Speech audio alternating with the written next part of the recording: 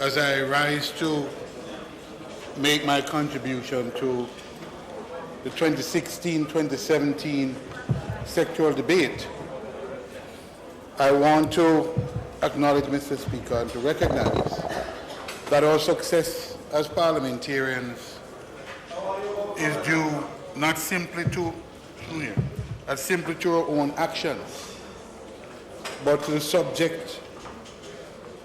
support of a number of persons whom I wish to acknowledge here today, at least a few, given the time constraint, Mr. Speaker. Mr. Speaker, I want to acknowledge you, Mr. Speaker, and to say that you are demonstrating the kind of restraint that some of us didn't know you had. When you were elsewhere, you were freewheeling and very free-spirited. Now, Mr. Speaker, you are a model of restraint, sitting as you are as the Speaker of this House. I want to commend you, sir, for his stewardship of this House. Mr. Speaker, I want to as well commend and to recognize my constituents, some of whom are here, and particularly my councillors, Mr. Landison, Kevin Taylor, Byron Clark, and I want to recognize some of the workers with whose help and assistance I'm yet the Member of Parliament for West St. Andrew for a third consecutive term, and in this House for a fifth term and more to come. Mr. Speaker, I want to acknowledge my colleagues as well in the People's National Party who have over the years provided a collegial environment that has allowed me as an individual to grow, and as a minister, as a party contributor to grow as an individual. I then wish to recognize the Prime Minister, the former Prime Minister, Leader of Opposition, who continues to demonstrate her confidence and her support, and once again,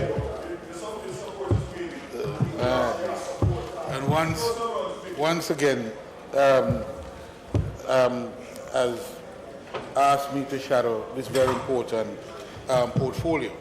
I want to recognize my family. Particularly my dear wife, Judith,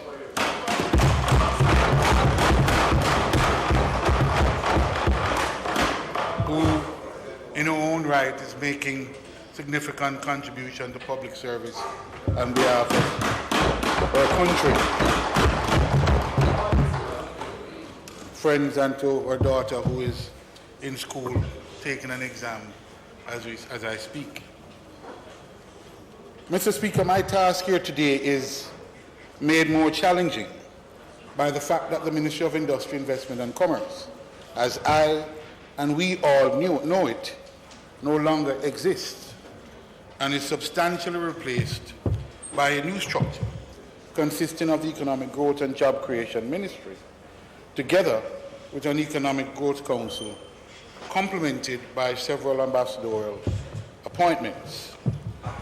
However, Mr. Speaker, the rump of the Ministry of Industry, Investment and Commerce is still recognizable in the new Ministry of Industry, Commerce, Agriculture and Fisheries. I will focus on those aspects of the current portfolio assignment that falls within the Industry and Commerce portfolio, as well as the Economic Growth and Job Creation Ministry. Mr. Speaker, the Chairman of the Economic Growth Council is targeting 5% growth in fiscal years 4 and 5. The just concluded budget debate has provided mere glimpses of a strategy that in the main carries on or forward many of the plans and programs advanced by the previous administration. What it promised, Mr. Speaker, the Jamaican people, as a bold new move, is merely the relocation of departments, agencies, and ministries with minimum restructuring of government. Mr. Speaker, what we propose is the acceleration of the current transformation of the government's bureaucracy, making services for the Jamaican citizens more affordable, transparent, and accessible. At the same time, Mr. Speaker, there is an attempt to muddy the waters and to misrepresent the historical records by claims that the previous administration is attempting to copyright its initiatives, programs, and projects, when all that is being done is simply setting the record straight. Well, Mr. Speaker, we must set the record straight, and more of that will be done today. Mr. Speaker, I have no difficulty using the Prime Minister's own metaphor in lightening the change in administration to a passing of the baton in the running of a relay, a feat for which we are well known to excel. However, Mr. Speaker, please note that each member of every world record-breaking Jamaican relay team is recognized for his or her contribution on each leg of the relay, and each gets a medal. Even the reserve members, not standing on the podium, get a medal as recognition for his or her own efforts. Even the reserves. Mr. Speaker,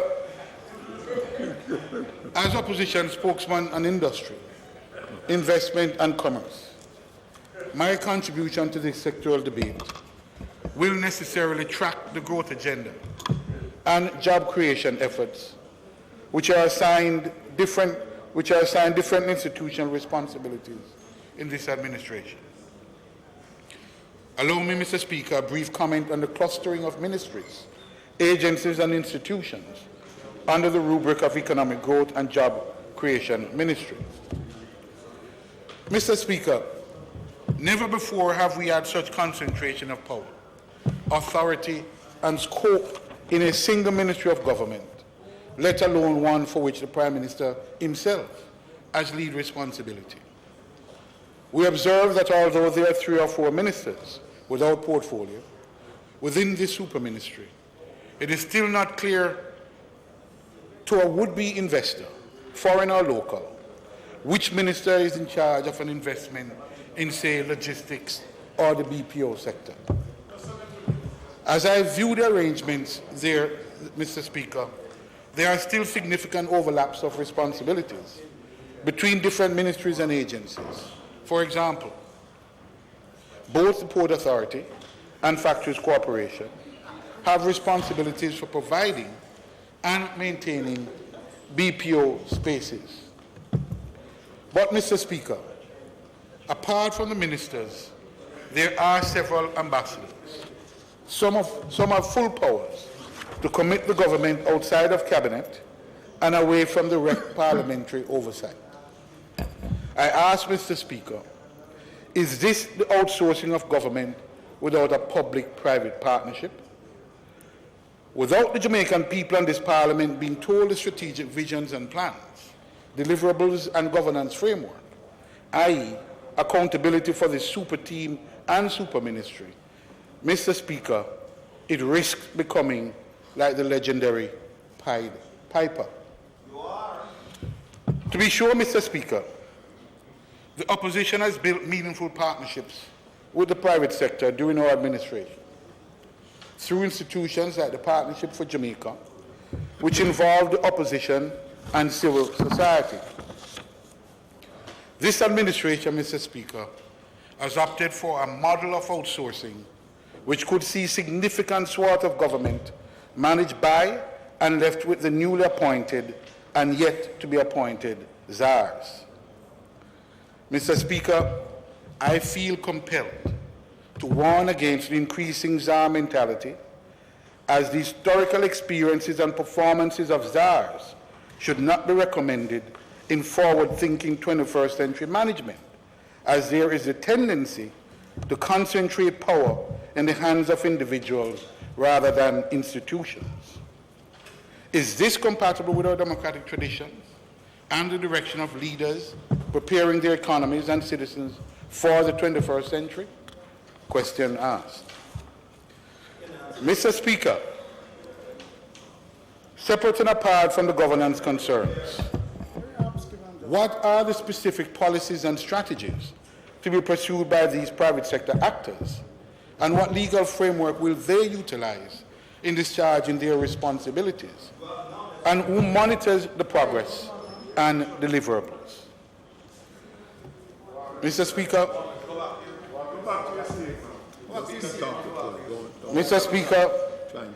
if my understanding is correct, these ambassadorial appointees report directly to the Prime Minister in the discharge of their duties. What then are the respective roles of the ministers in relation to these ambassadorial appointees? Are there any risks for our foreign policy administration, since a lot of these ambassadors are acting not only in the domestic but in the foreign sphere as well? These are but some of the questions, Mr. Speaker, that the opposition hopes to get answers to during the course of the sectoral debate, since answers to these were not dispositive from the budget debate itself. Mr. Speaker, under my watch in the Ministry of Industry, Investment and Commerce, the government's overarching strategy for driving growth and expanding jobs was clear. We were doing it and achieving the results. The platform for increasing growth was built and functioning very well. When we left office, the Doing Business Index, the competitiveness indices, the logistics performance index and investments were all way up. Mr. Speaker, Forbes magazine had voted Jamaica the best place in the Caribbean to do business for 2 consecutive years running. Jamaica was among the top 10 reforming economies in the world, according to the 2016 World Bank Doing Report. The statistics are unassailable. How did we achieve these outcomes? Mr. Speaker, we spent the early days at the ministry building the capacity and skill set to deliver the vision of a logistics-centered economy, which we are confident would deliver growth with meaningful jobs for inclusive, sustainable, and equitable growth. This was not as easy as it appears, Mr. Speaker, because the ministry itself was just newly created and lacked the cohesion and capacity necessary to plan and execute a redirection of the ministry's policies away from the sunset industries to the sunrise industries, capable of driving faster and more sustainable growth. But in time, we built a team at the ministry and throughout its several agencies that not only shared the vision, but had the capacity to deliver on that vision. Hence, the activities at the Companies Office aimed at reducing the time for forming a company, and the activities at the Trade Board aimed at speeding up the approval of licenses for cross-border trade, complemented well the activities at JBDC aimed at reducing the bureaucracy for the MSME sector to thrive and businesses in general to be competitive. Simply put, Mr. Speaker, through our research and missions to places like Panama,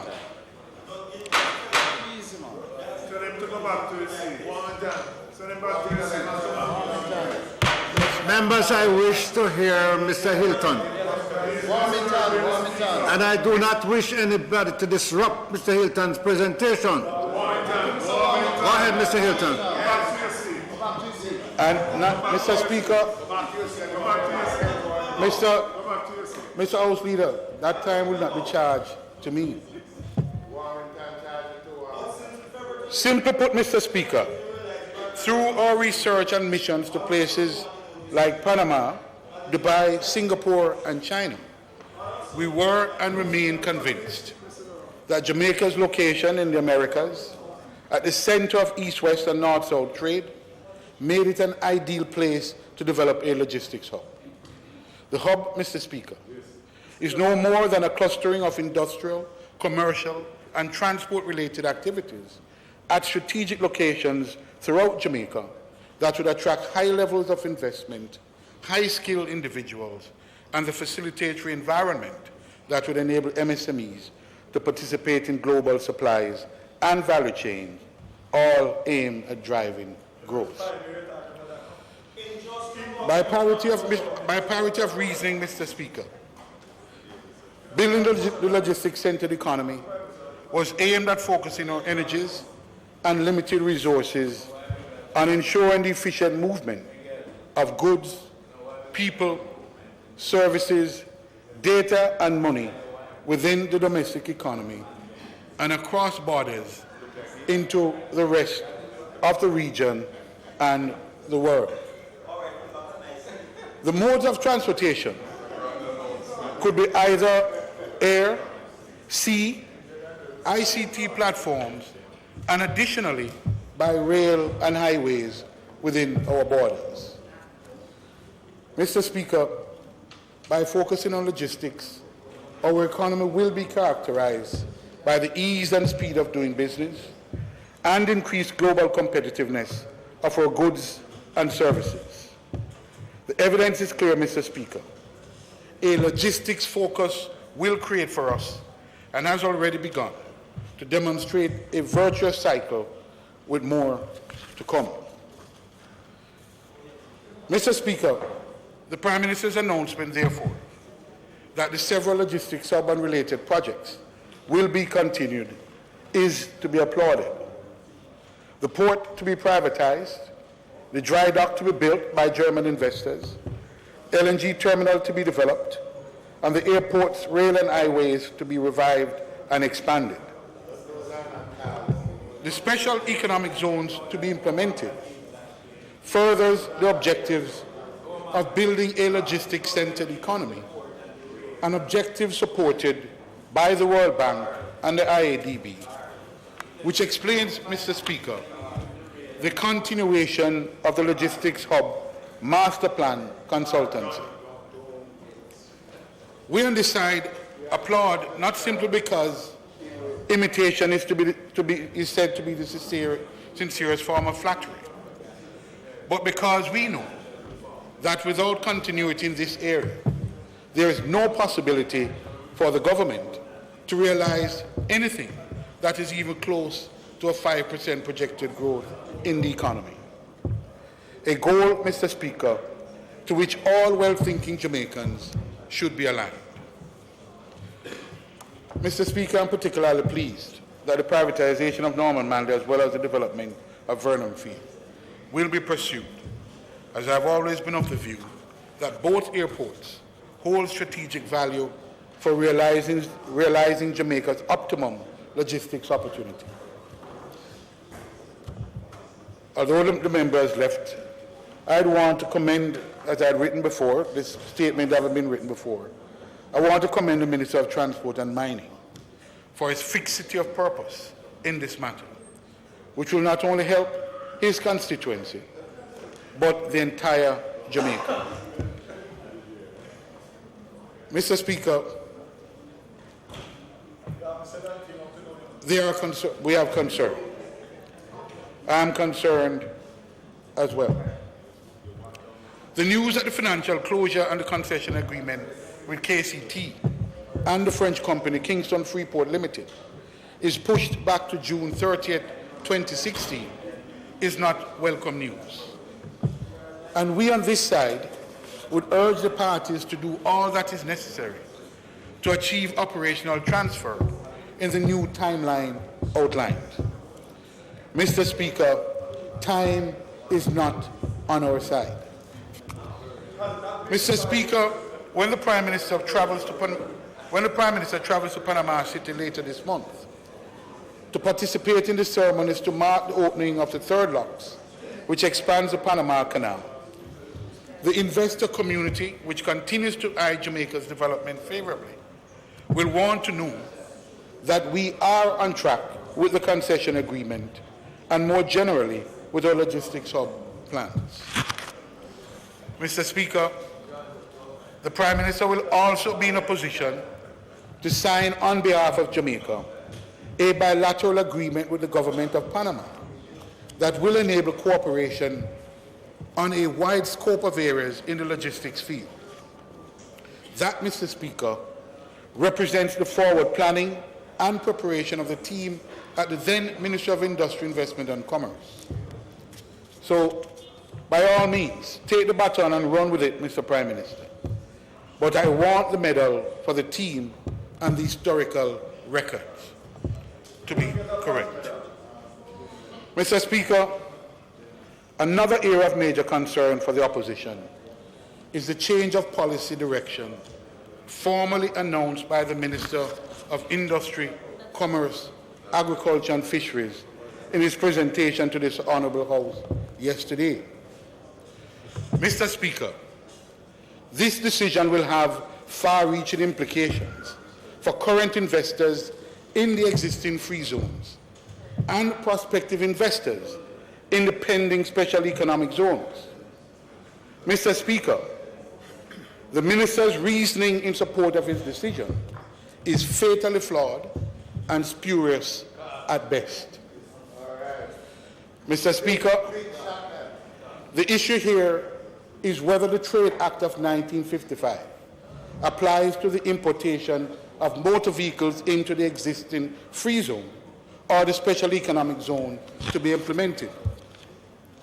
Mr. Speaker, following on the decision of the previous administration to transform Jamaica and the Port of Kingston into a global logistic hub, thus enabling the provisions of logistics services beyond the mere transshipment of motor vehicles and other goods within the region, the fundamental policy decision was taken to extend the provisions of the Free Zone Act in the first instance and ultimately the Special Economic Zone Act to portside operations as a key strategy for attracting major investments in port logistics activities.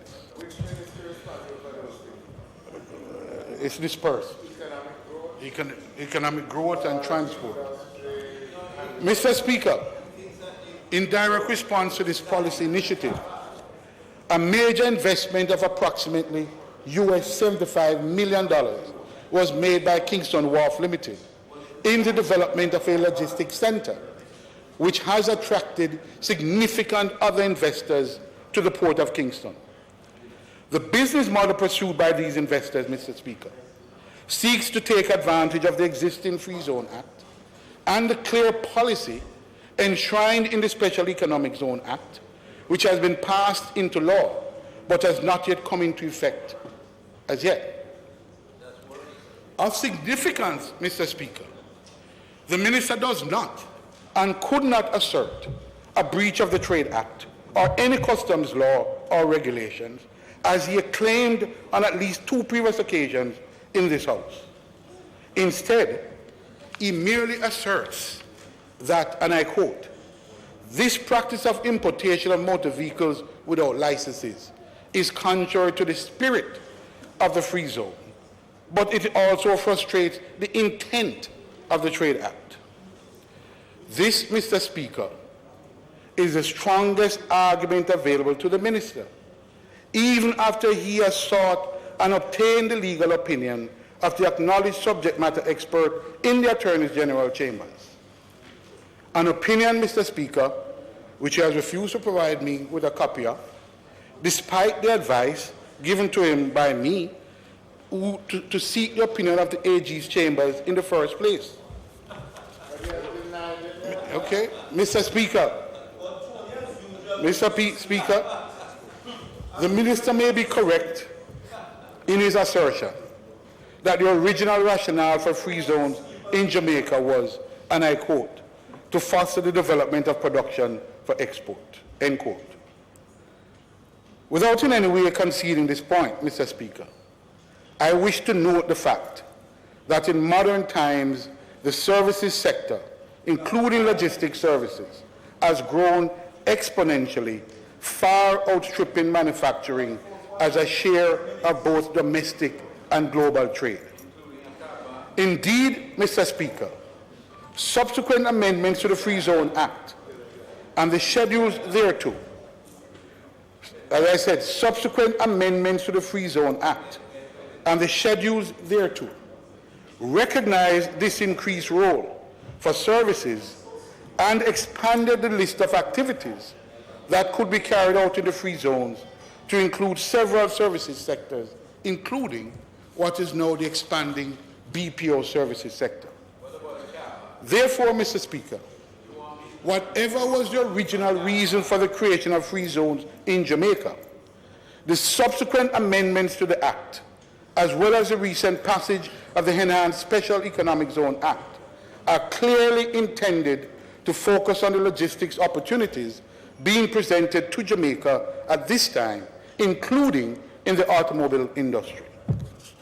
Mr. Speaker, in light of the foregoing, the opposition is demanding that no changes be made to the existing policy put in place by the previous administration for the benefit of existing investors and users of the free zone facilities until the minister releases the legal opinion in his possession to this Parliament, satisfying the opposition and the public at large that is acting consistent with the legal advice given by the AG's chambers. Mr. Speaker. Mr. Speaker. Mr. Speaker. Mr. Speaker. Just a minute, Mr. Speaker. Just a minute. Mr. Speaker. I am not sitting down. You sit down. Mr. Speaker. You sit down. I'm not going to sit here. Mr. Warmington, are you rising on a point of yes, order? Yes, I'm not. I am not going to sit here and have been abused by people up here. Okay? I cannot sit here and this lady abusing me at the back here. His supporters. I'm asking you to deal with it. I'm not going to sit here and be abused by this lady over here. I'm elected here. So these people are not abused inside this house. So he needs to control his supporters that are abused in this house. Okay? Mr. Hylton, okay, I don't. You can't do that. You need to advise them. Hold on. Mr. Robinson, the next time you come to the house, you're not properly dressed. You are not properly dressed. Next time you call the speaker that you not dressed properly. There's a dress code. Check it out. And that's easy up the next time. And they're going to hear you. Mr. Washington. Thank you. Thank you very much. Thank you. May I, please, members. Mr. Hylton, please proceed.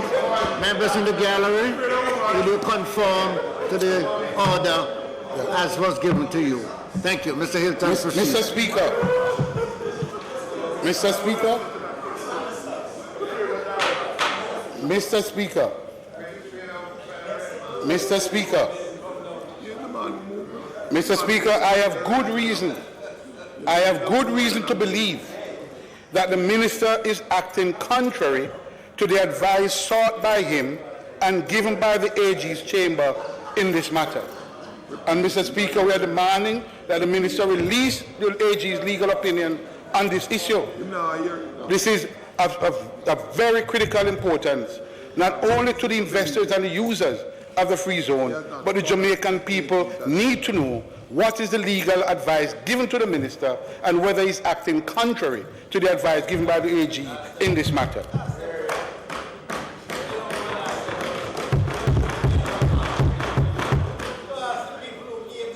Mr. Speaker, there are other concerns, and I want to just touch on them briefly. The customs, Mr. Speaker. I wish to say that it is of concern to us that the Asikuda implementation. The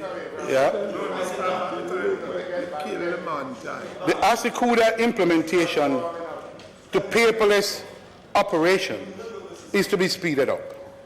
It is very critical, Mr. Speaker, and for the ministers in the Economic Growth Ministry, it is critical that the reform effort at customs continues, that the acts, the customs acts, and the legislation, that they continue, that they go ahead speedily.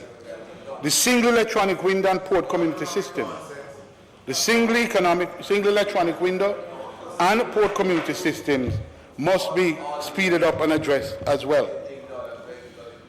Equally, Mr. Speaker, I'd implore the ministers to move post haste with the implementation of a special economic zone authority.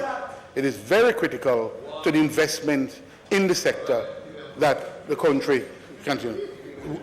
Well, if he's dealing with it, I am worried. If he's dealing with it, I am worried, because his notion and concept of the free zone is warped, and as he has continued to demonstrate in the matter of the importation of motor vehicle, is lacking in a fundamental understanding of the free zone and its operation. I am concerned. Mr. Speaker, I want to mention as well that the Trade Facilitation Task Force, ministers in the Economic Zone Ministry, Trade Facilitation Task Force. Saved by the bell. Saved by the bell. Trade Facilitation.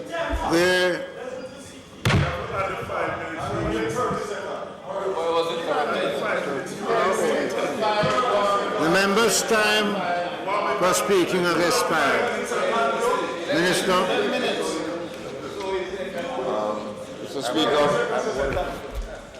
notwithstanding the members' aggressive tone this afternoon, I move that the members' time for speaking be extended by 5 minutes to complete his presentation. 10 minutes. 10 minutes. 10 minutes. Unfair. So unfair. So unfair.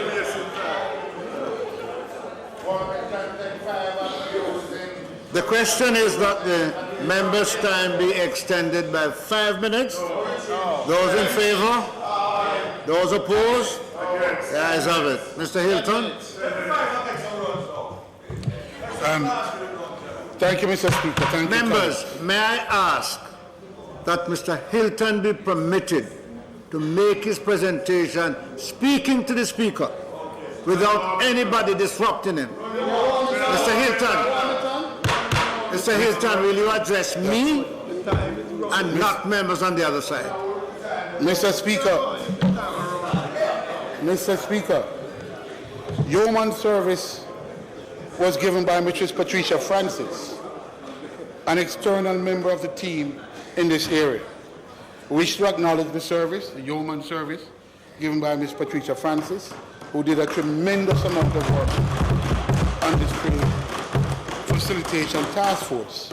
And I urge you, Minister, that a chairman, an effective chairman, be quickly appointed, because the work to the Trade Facilitation Task Force, because that work is urgent and cannot slack at this juncture. So, Speaker, as well, the International Services Center. That's an important adjunct to a logistic hub centered economy. Tremendous work has been done in the beginning, the first administration, followed up in our administration.